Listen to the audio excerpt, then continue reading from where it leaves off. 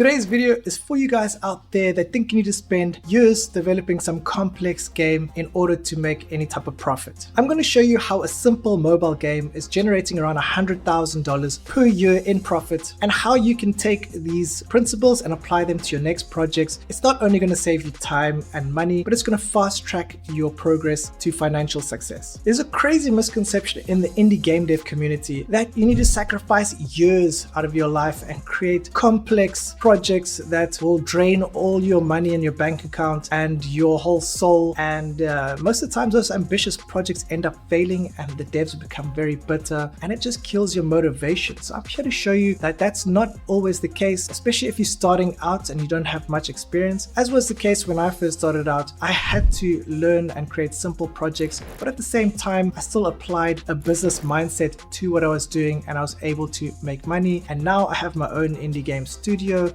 where I create a full-time living for myself. I do 6 figures every year in profit consistently, and I'm here to show you that you too can start simple and start generating profit that way. If you've been following this channel, you know that I've shown you my own games, very simple games, some of them doing 6 figures on their own. And the game I'm going to show you is not one of mine, but it's from another studio. They do monetize in the same way with Skillz, and there's a lot of debate whether Skillz works as a monetization platform, and I'm going to show you, yeah, it is the case. Obviously you need to know what you're doing, you need to create the right game. It doesn't have to be complex like I'm about to show you, and yeah, it still works very well. Before we jump in and I show you the game and how simple it is, I want to discuss some principles, especially in the business of making games. So if you want to ensure success in this space, it's very difficult for a lot of people to make money in this space simply because they create the wrong games for the wrong audiences. And then there's other variables that go into it like monetization, etc. So you have to have all of these aligned, and it doesn't matter about the complexity of the game. Actually, this works with simple games. If you look at very successful indie games in the past, things like Flappy Bird, Color Switch, these were very simple games mechanically. They just had a very engaging, fun core game loop, and that's what I want to show you in this video, that you don't need something crazy complex. So the game I'm going to go over and review is a bubble shooter game called Bubble Shooter Arena. It's from a studio called Free Addicting Games. And first off, I just want to show you the analytics, that this game doesn't even get a lot of downloads, because you're probably thinking, obviously, with getting a game to get close to $100,000 a year, you probably need a ton of installs, but that's not the case, as I'm going to show you now. So we are in Sensor Tower,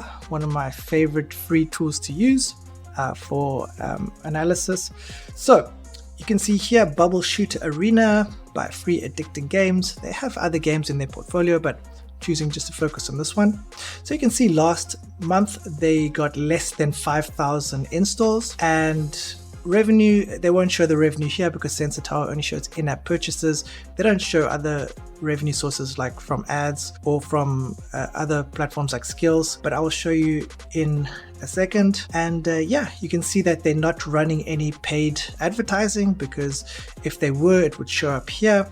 So all of this traffic and revenue is coming organically from the App Store, which makes it even more crazy. So you can imagine that's all profit if it's organic. So now that you can see, this game is not getting that many installs, and it's also not running any paid user acquisition. Let me show you the game. So straight off the bat, you can see the artwork that they're using, and it's kind of got like an old school arcade feel to it. And I can understand why, because the audience that they're going after is a much older audience, and this can elicit some feelings of nostalgia. But we all remember playing these arcade games back in the day, like Bubble Shooter, and I think that's very important to align your theme with the type of audience that you are going after. So if we go into the Skillz UI, and first up, I want to show you the league. So this is how I can show you that this game is actually making close to 6 figures per year. If we go to the leagues here and we go to the Pro League, you can see the guaranteed prize is sitting at about $230. And from my experience, this game is generating, by looking at their league currently, this game is generating anywhere from $250 to $300 per day, and that would be close to 6 figures a year in profit. So if we go and play a game, we'll play a free game. And now I just want to show you how simple this game actually is. And something like this would not take a long time to create, would certainly not cost a lot of money. And the core gameplay loop is just to match 3 bubbles of the same color. And there are some power-up bubbles that give you extra points, like these diamond ones. And then the aim of the game of this one is to try and clear the whole board by eliminating each color bubble.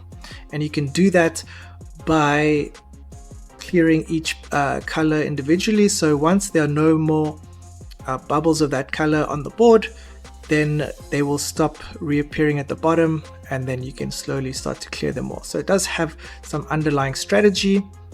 So you can see this game is very simple, and you couple that with the fact that this is a competitive version, so people are competing against each other for real money and prizes. That really drives the retention. And although it's very simple, you can see the mechanics are very smooth. I can tell this game is very well made. And just because a game is simple doesn't mean a low quality. So that is very important, especially with these types of games, because people, obviously they mind losing money, but they don't mind as much if they lose to someone that was better than them. But what really ticks them off is if they lose because of some bug in your game. And then if that happens, chances are they'll just delete it and they will never play it again. But if you give them a good experience, then they will keep coming back and spending more money. So there you have it, guys. I hope this shows you that you don't need to mortgage your house on your next ambitious project. Simple games like this can still generate you profit, especially for those of you out there whose goal it is to become full-time and not having to worry about the finances surrounding game dev. So if you did enjoy this video, smash the like button, subscribe so you don't miss any more of this content, and let me know in the comments below what types of games you're working on. I'd love to hear from you guys, and I'll see you on the next one. Stay safe and peace out.